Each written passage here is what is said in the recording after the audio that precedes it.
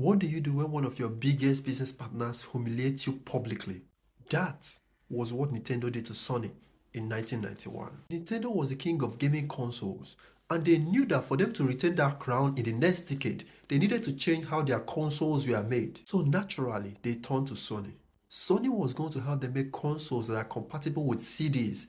And naturally, what this meant is that their game players will have more alternatives, more space to play more games, and developers will have more opportunities on their platforms. But after agreeing to work with Sony, and Sony went on one of the biggest tech events of the day to announce a partnership, Nintendo went around the very next day in public to announce Sony's rival as the partner they are working with on the project. Sony felt humiliated. They were even going to forget about the partnership. Sony was not a gaming brand, but someone suggested, what if we develop the game by ourselves and use our technology backbone to make it what it's supposed to be? 3 years later, Sony launched the PlayStation 1, and it will go on to sell 102 million copies. And then they followed it up with PlayStation 2, which sold 155 million copies, which became the best game console of all time. Sony didn't just enter the gaming space, they owned it. When was the last time you saw a Nintendo game console?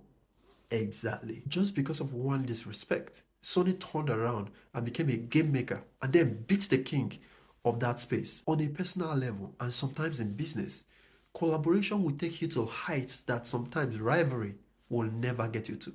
If Nintendo had followed through on that deal, today they will likely be in partnership with Sony and still be one of the biggest game makers to still be relevant today. Forget about who's looking down on you or who's not taking you serious or who did not invite you to the table.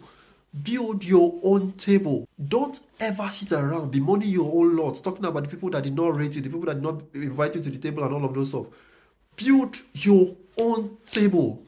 If you have to collaborate to do it, do it. If you have to dedicate years to learning before you do it, do it. If you have to go to school to get it done, do it.